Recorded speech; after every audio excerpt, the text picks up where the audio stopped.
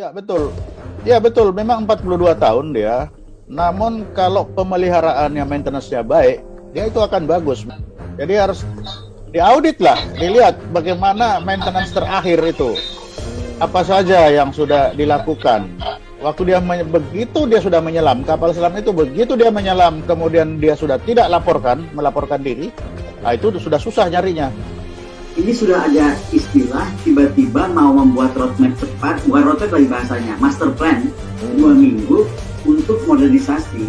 Seolah-olah ada anggapan membeli alat peralatan, membangun postur itu seperti beli kue ke mall. Ya. Jadi apa aja dibeli dan ada kemungkinan membeli bekas. Wah, itu saya sama Pak Ponto paling depan tuh tentangnya. Kedua terkait MRO, saya sepakat betul bahwa di MRO inilah kuncinya. Jadi gini loh, makin usianya makin meningkat, maka makin ketat harusnya audit MRO dilakukan. Maintenance, repair, dan overhaul. Itu kan 3 tahapannya beda tuh. Yeah. Nah, di Amerika, departemen dan kru MRO itu paling susah. Kenapa?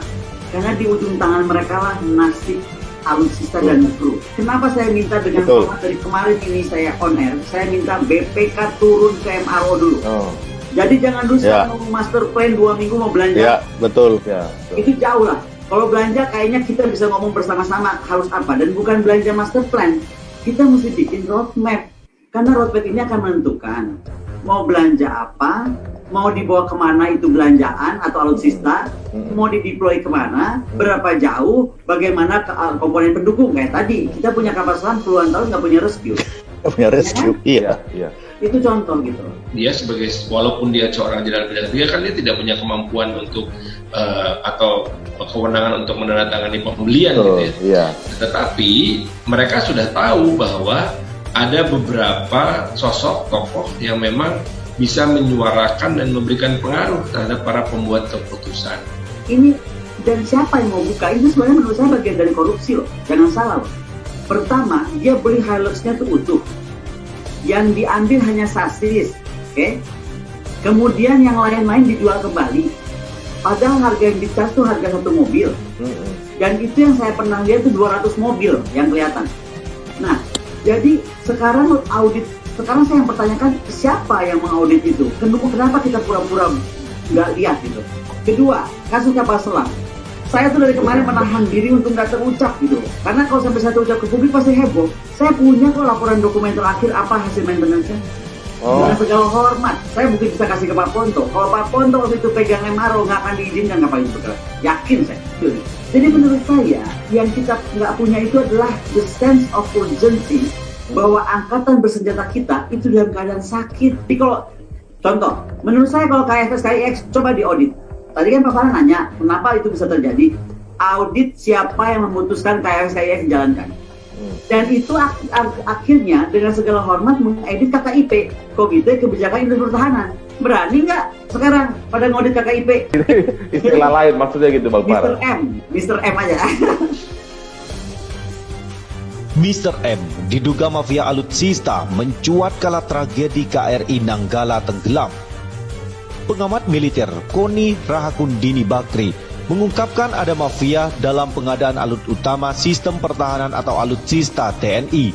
Keberadaan mafia itu pula yang menambah persoalan sistem pertahanan di Indonesia. Meski tak menyebutkan secara detail, Koni sempat menyebut inisial M sebagai salah seorang mafia yang dimaksud. Mr. M, sebut Mr. M saja, kata Koni dalam diskusi daring yang tayang pada hari Minggu 25 April 2021 kemarin. Nama Mr. M yang disebut sebagai mafia alutsista TNI itu mencuat bersamaan dengan tragedi tenggelamnya kapal selam KRI Nanggala 402 di perairan utara Bali. Dalam insiden itu, 53 kru kapal selam dikabarkan gugur. Awalnya, Koni bercerita tentang kerjasama antara Korea Selatan dengan Indonesia terkait pembuatan pesawat tempur. Kerjasama itu berbalut Korean Fighter Experiment (KFX) dan Indonesian Fighter Experiment (IFX). Namun belakangan diketahui KFX IFX terancam gagal. Dari pernyataannya, Koni sebenarnya sudah tidak terlalu kaget apabila kerjasama itu menemui jalan buntu. Pasalnya, sejak awal ia mengaku sudah menentang proyek tersebut. mundur dari tahun 2009. Ada dokumen yang gak bisa bohong. Saya menentang ini, gak masuk akal, ujar Koni. Menjadi pertanyaan di benak Koni, yakni bagaimana mungkin membangun sebuah kerjasama pesawat tempur yang hasil baru selesai 18 tahun kemudian. Apalagi Indonesia hanya memiliki hak 20% atas teknologi dari kerjasama dengan Korea Selatan. Hal itu yang menjadi dasar Koni mengatakan kerjasama bertajuk KFX-IFX tidak masuk akal. Ia berujar pembatalan kerjasama itu hanya akan membuat Indonesia lebih merugi. Namun di sisi lain, jikapun diteruskan sampai selesai tidak menutup kemungkinan Indonesia bakal jauh lebih merugi. Kalaupun kita terus, saya kasih tahu saja, saat kita sudah punya itu, jadi orang sudah sampai generasi 7 kali pesawat tempur, ujar Koni. Karena itu Koni mengusulkan agar ada audit terhadap proyek KFX-IFX, dimulai dari siapa sebenarnya yang memutuskan kerjasama dua negara itu dijalankan. Akan tetapi, audit tidak hanya berhenti sebatas hal tersebut. Koni berpandangan audit juga akan berujung kepada audit terhadap Komite Kebijakan Industri Pertahanan. Akhirnya, dengan segala hormat, mengaudit KKIP, Komite Kebijakan Industri Pertahanan. Berani nggak sekarang pada audit KKIP? Tahukah KKIP siapa saja di situ, kata Koni. Pada akhirnya, Koni mengatakan apabila memang Indonesia ingin benar-benar membereskan alutsista demi kepentingan bangsa, terutama sistem pertahanan TNI, sekaligus menyesuaikan dengan peta jalan atau roadmap yang ada, maka mafia-mafia sudah seharusnya disingkirkan. Akan tetapi, lagi pemain-pemain yang gak perlu itu out, pungkasnya. Anggota Komisi 1 DPR RI dari fraksi Partai Golkar, Dev Laksono berharap dugaan keberadaan mafia bisnis yang memperburuk persoalan alat utama sistem pertahanan atau alutsista TNI bisa terkuak. Namun ia mengaku tidak mengetahui kebenaran dugaan yang awalnya diungkap oleh pengamat militer Koni Rahakundini Bakri tersebut. Sebenarnya Koni mengungkap dugaan keberadaan mafia bisnis dalam pengadaan alutsista TNI berinisial Mr. M. Saya kurang begitu paham yang dituduh oleh Bu Koni itu siapa. Bila benar ada mafia tersebut, bisa terkuak dan proses modernisasi kita bisa berjalan dengan baik, kata Dev saat dihubungi oleh cnnindonesia.com pada hari Senin. Dev mengatakan bahwa permasalahan alutsista TNI terjadi karena berbagai macam faktor, yaitu mulai dari anggaran hingga komunikasi dalam proses pengajuannya. Ketua DPP Partai Golkar itu pun berharap hal tersebut bisa diperbaiki di hari mendatang. Proses pengajuannya sehingga barang yang dibeli sesuai dengan kebutuhannya itu yang perlu diperbaiki oleh komunikasi dari tingkat user sampai decision makernya, ucap Dev. Sebelumnya, pengamat militer Koni Rahakundini Bakri menyebut bahwa sosok berinisial M menjadi mafia bisnis dalam pengadaan alutsista di TNI. Dia tidak merinci lebih jauh, namun ia sempat menyinggung proyek kendaraan taktis Rantis Maung yang digagas Kementerian Pertahanan Kemhan. Saya juga menemukan dan siapa yang mau buka, menurut saya ini bagian dari korupsi.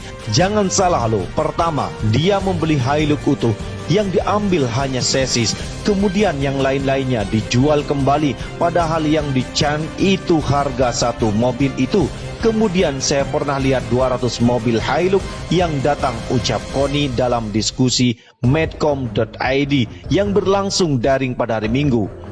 Selain itu, Koni menyinggung mengenai kerjasama pembuatan jet tempur Indonesia dengan Korea yang bertajuk dengan Korean Fighter Experiment KFX dan Indonesian Fighter Experiment IFX. Kerjasama tersebut menemui jalan buntu. Koni mengaku sejak awal lantang menolak kerjasama itu. Dia menilai banyak hal yang tidak masuk akal dalam kerjasama sistem pertahanan tersebut. Aneh belum apa-apa sudah belanja-belanja. PT Dirgantara Indonesia disiapkan. Sekarang kemungkinan itu nggak jadi. Kita akan rugi lebih besar itu loh, ujar Koni saat diminta penjelasan lebih lanjut terkait keberadaan mafia bisnis di pengadaan alutsista. Koni menolak. Ia mengaku masih berduka dengan insiden yang dialami oleh kapal selam TNI Angkatan Laut KRI Nanggala 402. Aku masih berduka dengan kejadian Nanggala. Aku tidak mau itu digeser dari rasa kita merenung betapa jahatnya kita kepada TNI kita, kata Koni Rahakundini Bakri.